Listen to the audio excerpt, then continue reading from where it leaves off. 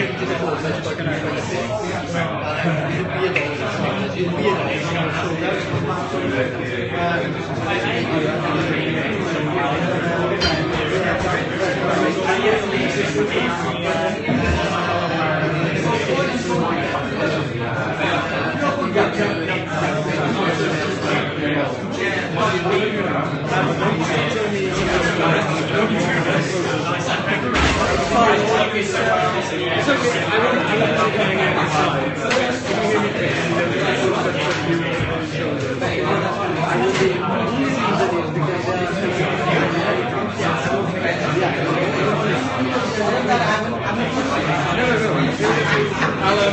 probably won't take any of the time. Yeah, even if you're going to take them, they won't be on. Yeah. I bet you based on out. Good man. I'm getting nervous now. We have this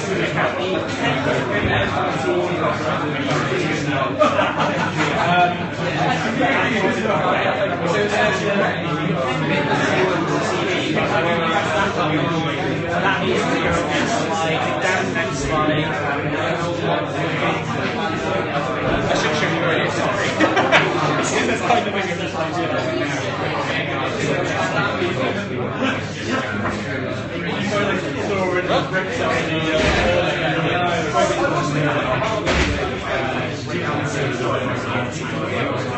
Ladies and gentlemen, we're going to attention please. We're going to pick off with the first speaker. Let me introduce you to Prabhat Shah, who is going to be talking to us today about Amazon optimization, so SEO Ppc for Amazon. I appreciate it's a niche talk, it might not apply to everyone, but my thinking is, you find with some of the search engines, things like Google and Amazon, what applies for one system applies to another. So you might find that some of these tips, even if you don't deal with Amazon, might apply to Google as well. It'd be interesting to find that out actually, and it's a good question. If you think you know. So another thing I should have mentioned is we should have about, talks are about 20-ish minutes long, and there should hopefully be a bit of time for about 5-10 minutes of Q&A afterwards as well. So if you've got any questions, you can ask Prabhat and the other two speakers, Jess and Jonathan at the end as well. And without further ado, Prabhat Shah. Okay. The talks tonight is going to be about sharing experience, really. So I've got a few more slides towards the end with the client's actual data, where I worked with, and that'll give you some insight. So Amazon, it's not complicated as working with Google. It's simple as it is, because when you list a product, you list the product as entitled, you go through, you put the data in, and you work with shipment, and that's about it really. So, but there are some of the factors that's affecting the ranking of Amazon. So before we go, so anybody sells on Amazon? Anybody else selling on Amazon? What do you sell? Fitness equipment. Fitness equipment? Is it, have you just started recently? Yeah, like 4 months. 4 months. How is it going? It's okay. Yeah. Do you find the experience okay? Do you see process? Yeah, I think if you've got like a background in SEO, it's okay. On page it's quite similar. Yeah. And then it's just reviews and sales and stuff. Okay. So, it's very easy to start selling on Amazon. So the reason we start selling on Amazon, and a lot of other businesses do, is because of the brand. It's on its own. And there are other things like FBA. So with FBA, you don't pick and pack. You get your listings right, then you send the product to Amazon's warehouse, whether it's Swansea or Bedfordshire, and then when the orders comes through, they pick and pack for you. So that's attracting a lot of professionals on selling on Amazon, and a lot of businesses as well. They use Amazon for that reason. And if you look up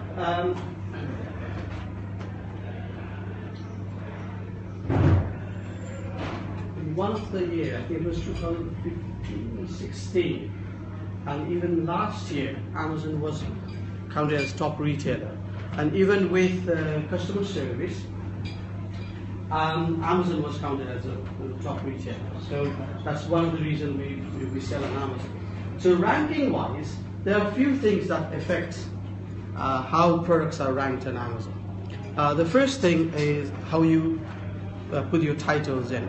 So here on Amazon we call it customer search terms rather than keywords in Google. So Amazon actually tells you what are customer keywords. So that can be found out when you run a Ppc campaign on Amazon. So whatever you put on title, that does help in ranking. And then secondly, price. So when you look for the products on Amazon, price is another factor that if it is a lower price, obviously it will rank on the top. But not necessarily price is only the factor, because there are other factors like product reviews. So if you've got a product reviews which is far better than your competitor product, then your product will be ranked higher.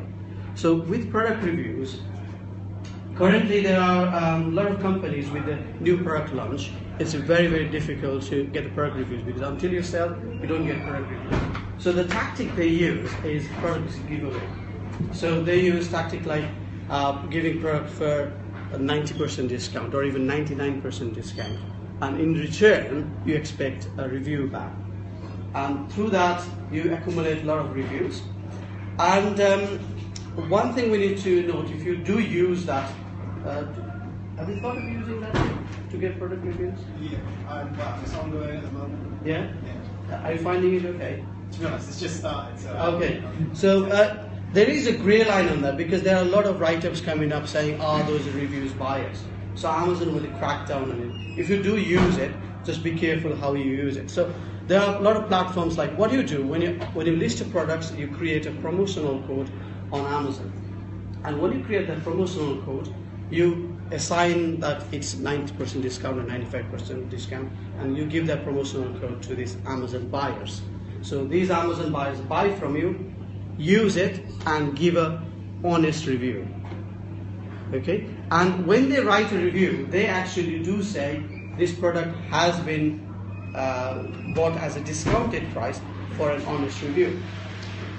And the difference between that review and other actual purchaser review is the mark that a review gets. So if you got a review after a sale of a product, Amazon marks it as Amazon verified review. If you get a review after this use of promotional code, Amazon marks it out, doesn't mark anything. So anything that has Amazon verified review, that is always valuable than the other one. And as a customer, they don't realize that.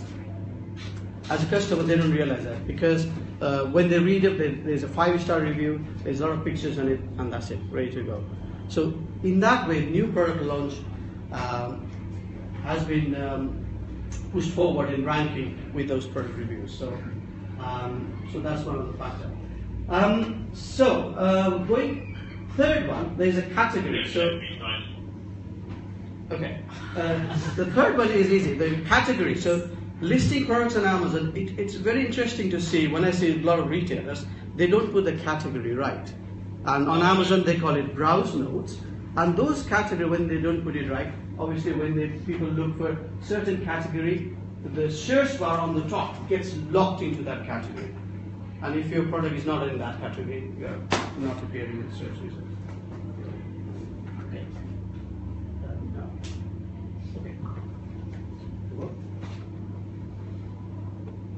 Okay.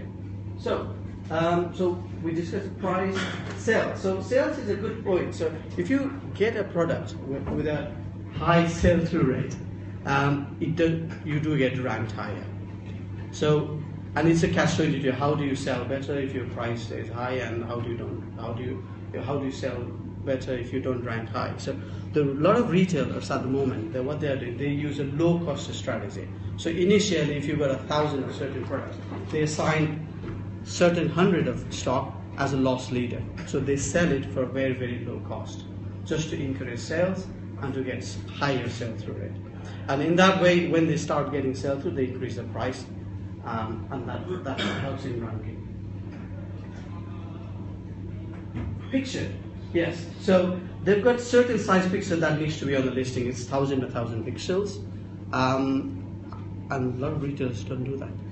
there are a lot of sellers don't put the right size food picture on there, and that does damage the ranking. Okay, so on listing on Amazon, didn't realize there are a few slides on this. Sorry. Let me go back. Okay, so pricing factor is one of the factors of ranking, but it's not only the factor, because whenever you see a listing on Amazon, do you shop on Amazon much?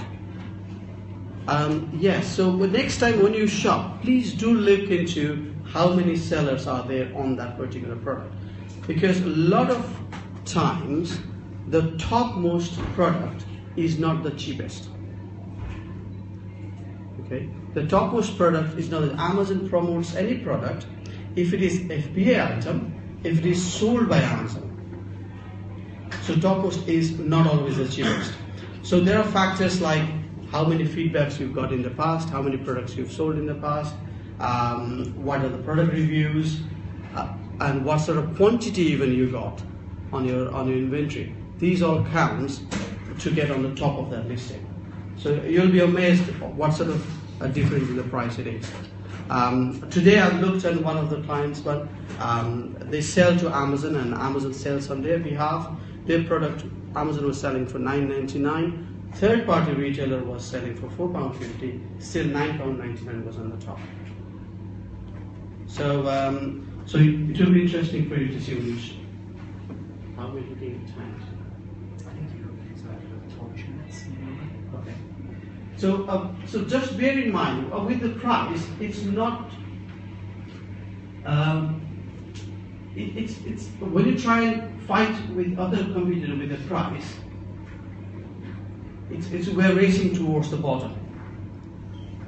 With the price, and we're lowering the price. As a customer, it's good.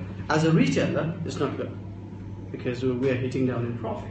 So there are tools involved in the market. Those tools helps you repricing that product automatically. So say for example, you've got, how many products have you got? Just one. Just one. Okay. So for example, of some of my clients I work with, they've got 5,000 products. It's very, very difficult to, or impossible, to go through all the prices and check your competitor price and reprice them. So there are tools in the market which help you reprice your product, and you put the formula in and you reprice the product. Say if your competitor is a certain price, you reprice it by a penny cheaper, and then you win the buy box. But these tools don't always work. See, one of the year, I think it was 2015, sorry, December 15, I think, around that time. Yeah, 2015 December. One of the repricer tool called Sell Express, something went wrong. So a lot of products, this is a live Twitter feed at that time, a lot of products were repriced for a penny. And a lot of businesses were repriced.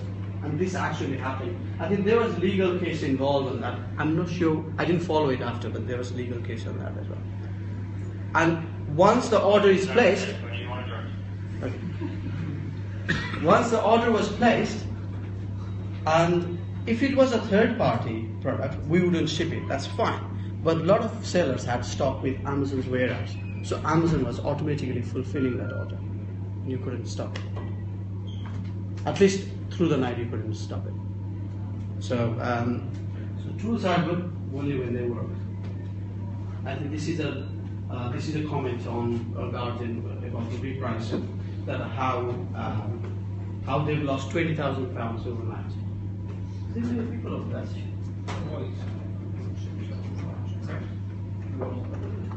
You alright?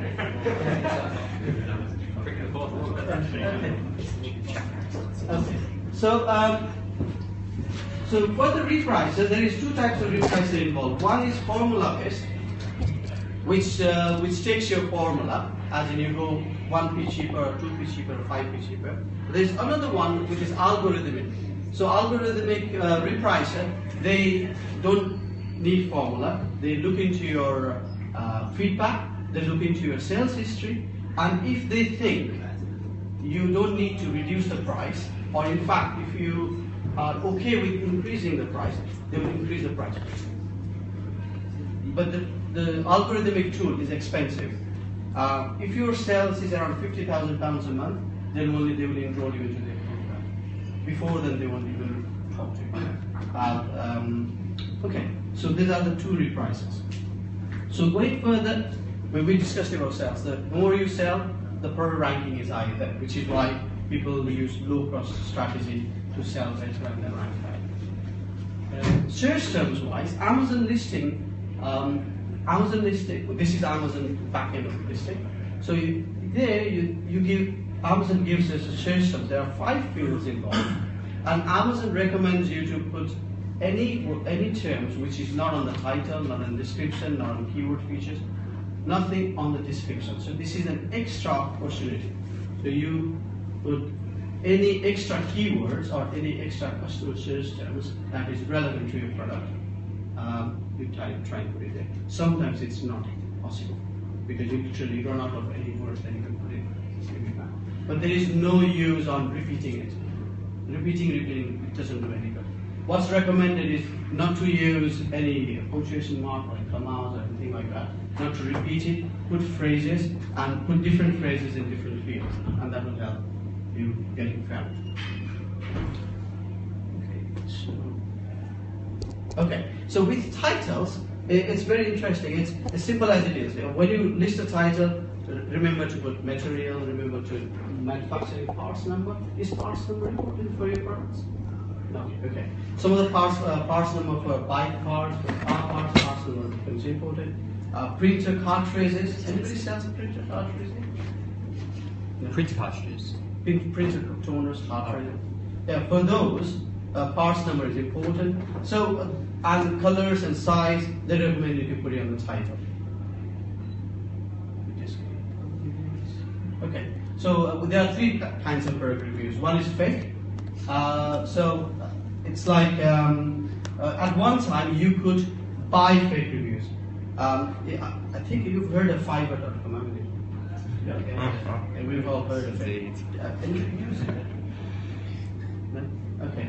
Not for this though. No, okay. So at one time people were advertising their services for fake reviews, and I think there was some legal case in States. I think Amazon did take some of the people to legal case for leaving a fake review. But genuine one, obviously, which is something that you buy and you leave a review, this is a very, very difficult one to get because a lot of people don't bother putting review on. It will be interesting how many people give feedback to next year. It's a challenge. So it's very, very difficult. Honestly, it's very, very difficult. I sell myself on Amazon. It's very, very difficult to get review. So what you tend to do with to get genuine review, if you don't get it yourself through Amazon, we need to encourage people to leave a review. So it's just simply by creating a template and then emailing these Amazon buyers after maybe 15 days of a purchase or something like that. And that has worked. I've tried it, it has worked for me. And it will work for others. And biased one, maybe you can't call it biased, maybe honest feedback, which is product reviews. You give products away for discounted and get product reviews. So if you look up here, can you see the screen? Yeah. So on the top, I left a review on the top, but I didn't buy that product. I did it just to show an example. That even if people don't buy it, you still can leave a review. You need an Amazon account for that, but even if you don't buy it, you can leave a review on that. So, but the difference is if you go one before. Oh no! Sorry. If you look at this one, there is a verified purchase symbol there. So that is genuine review. That's how that is defined. And just be aware that if, say for example, I went for a training for a retailer. When they trained the retailer, and I told the retailer, okay, I'll leave a review for you, and I logged into my Amazon account then and then. bought an item, left a review, Amazon won't accept it because they will track the IP address. But if you do on your 4G phone, it will be okay. So so Amazon do track it, who they use the review as well. Okay. We discussed about images already. Product features. So this is something that appears on the top. This is my product.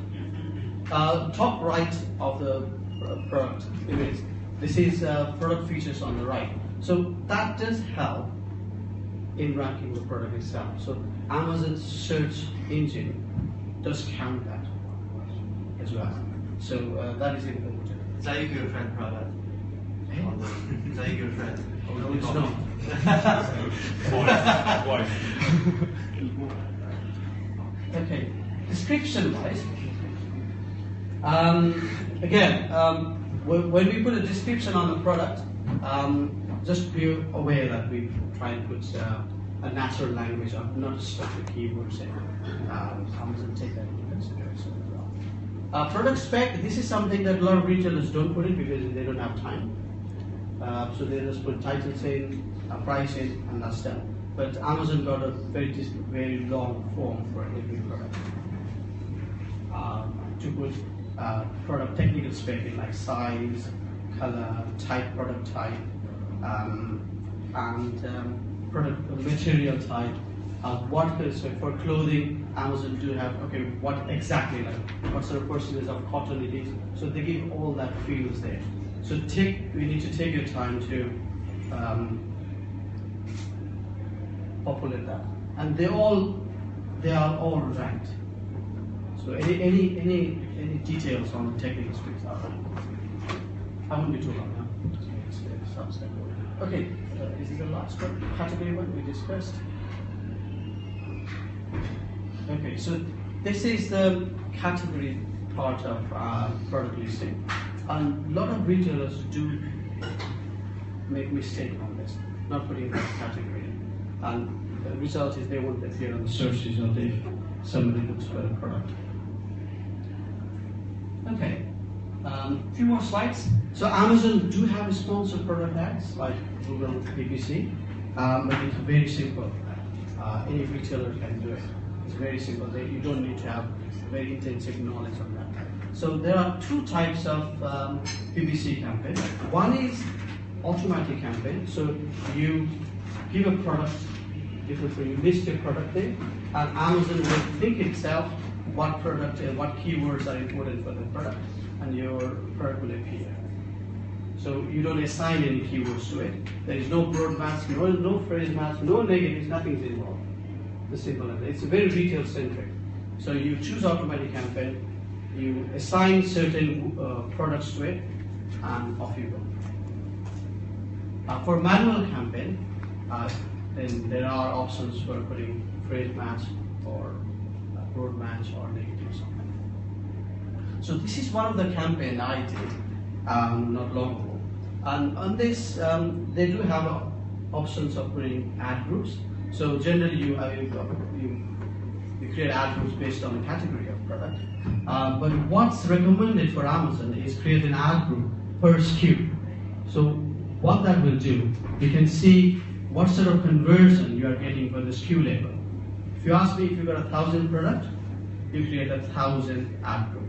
So I think they had 300 product there, so there was 300 ad groups on there. And in this, you can see per SKU level what sort of spend you have, what sort of sales you have. And a cost towards the end, that is average cost of sale.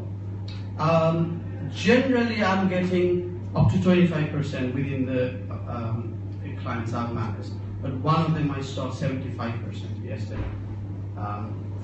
That's too much because you're already paying 17.25% for your fee for your sale.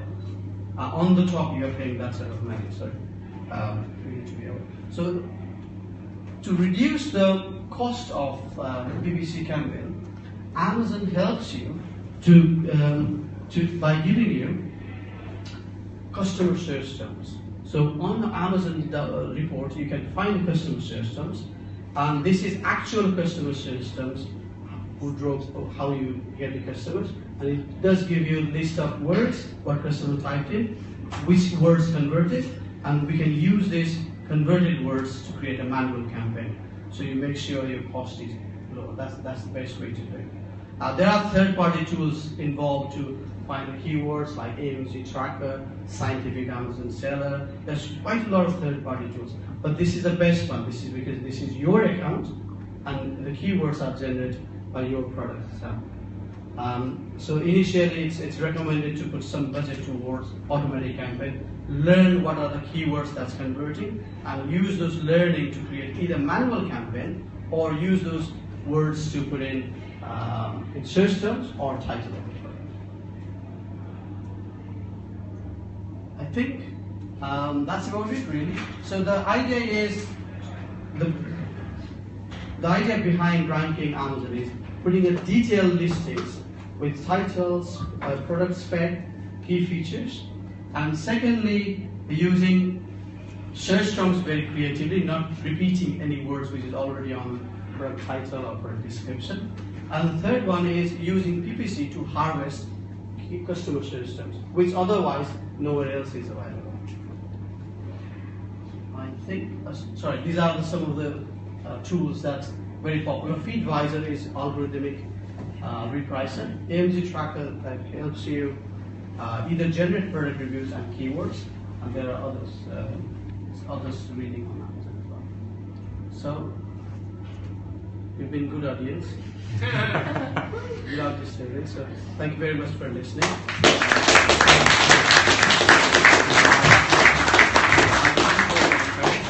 Just wanted to say, firstly, thank you, Prabhat. Has anyone got any questions? I've got one to kick off with. Mine's gone blank. Brilliant. No, a lot of people now there's like businesses that are cropping up. There's actually one based at Welsh Ice in my office, and a couple of people are here tonight from Welsh Ice, that offers the ability to almost treat this as like a hobby, where you can like actually just buy some stock, sell it on Amazon at a profit. Would you say that Amazon is a very easy thing to get onto if you want to kind of treat it as a hobby from like your day job? Absolutely, I sell myself. So yeah. So I was told to Peter, I sold one pack of coffee every day when I was here. So wow. Yeah. So it will be packed tonight and it will be delivered tomorrow morning. And somebody from Dublin bought it. So it's a good life to be in. There are some hiccups when you start. And the key thing is finding the right source of product. Once you've got a right source of product, selling it is not difficult. Retail, let Amazon handle the retail side, and it's very easy. And have you known people, it sounds like you've done this yourself, who have treated it as a hobby first of all, and now they've taken it more seriously and actually stepped away from like their day job or gone into it full time, that kind of thing? Yes, so yesterday there was two guys, one was a barrister and one was a vet. Okay. Sounds like a start of a joke. Yeah. Yeah. So two guys, one barrister and one vet. They got fed up with what they are doing for many years. I think they are doing for 20-25 years what they are doing. And they started exploring this Amazon FBA and fulfillment site. And they sourced, it was beauty, without going further, they sourced beauty product from China. And they are, at the moment, they are doing through Amazon FBA, so they are fulfilling through Amazon. And they are in the starting stage, but they are growing very quicker. So the answer to you is yes. So a lot of people, they are coming off regular life and using this as a full-time job. That's exciting. Let's open this up. Anyone got any questions for Prabhat? Easy one. No? Is it something within the buyer's portal, similar to Google AdWords Planner, which helps you choose the sort of keywords you use to help sell your product? Oh, that's a good question. Yeah, so there is tools like AMZ Tracker. That is third-party tool, which helps to find keywords. And there is another one called Scientific Amazon Seller. That is another keyword tool. And like that, there are many others. But yes, there is. Yeah. Anyone else? How do you find the competition from Amazon itself? Oh, yes, good question. Yeah, there are a lot of news. So, for example, when I listed my coffee, I had to give them my invoice details with my supplier's phone number and full address. So that explains a lot. Yeah. So the answer is, it will be competition. Amazon already started to sell their own fashion brand. They've already started with this fashion brand. They are already now going into food market. They're already selling frozen food. And they are already in partnership with Morrisons. There will be a competition there. But it's just finding that right product. That's the key thing, and continuously changing that or getting new products. I think that will be the key thing. For the rest, some of the retailers, like for example, yesterday there was another one who sells vibrating equipment tool. It's a technical tool for vibrating equipment. So they've been there for around. Doesn't sound right, does it? Anyway. Sorry. Okay, so they were based in Leicester, and for them they are there for 20-25 years, and they are selling on Amazon now. But Amazon to follow all the products, it's practically impossible. So they will not start selling the same product. But one thing they do obviously do is they learn from us. So we are an experiment in some ways. As a third-party seller, we are an experiment for them. Because if some products picks up very well, they can easily source it. I haven't had first-hand experience coming to me and telling them, but I've had other people telling me, second-hand people telling me that Amazon themselves start to sourcing their product. So that's the truth, that they will be good. Okay. Have you had any experience with, is it the craft side, so for small creators and producers of products, they set like up an Etsy type of thing, they are not on the high street type of thing? Yeah. You heard anything good or bad about that? Yeah, so there are a lot of handicrafts already there, but I haven't worked with them myself. Yeah. But I know there are some handicrafts already being sold on Amazon. And a lot of them, they are also FBA. FBA? FBA as in people dispatch it to their Amazon's warehouse and Amazon fulfill it for them. So yes, they do have a lot of handicrafts. Is it like, does it cost more, cost less than Etsy? No, is it? Amazon's average cost is 17% and 40%, but it starts from 12%. It depends on which category you sell in, but there is no PayPal involved. If you take an average about 18%, that sounds about right. Okay. Cool. Assuming with a fee of 79%, what's your target as your cost per sale? As that's a separate thing, I'm saying. Yeah. So there is Amazon fee as a fee. Yeah. And if you do FBA, there is FBA as in if you send your stock to Amazon's warehouse, if they pick and pack for you, and there is a fee for that, and that fee depends on the size of the product and the weight of the product. Earlier when you were saying that its cost per sale was 75%, what was that in regard? So that was ACOS. ACOS as in there was Ppc. If you run a pay-per-click campaign, and that is the cost involved. So sometimes we do get carried away. So there is already 17% fee there, and this Ppc is additional fee to what we already pay. So where the reviews are more like organic, I guess, are they? And then Organic, yeah, yes. yeah. Exactly. Stuff. Okay, cool. I don't know if anyone else had any more questions. I think we're running a little bit behind on time. So if you've got any more questions, grab Prabhat. You're here for probably in you've got to dash off soon, but grab Prabhat or tweet Online Seller UK or send them an email. Thanks again, Prabhat.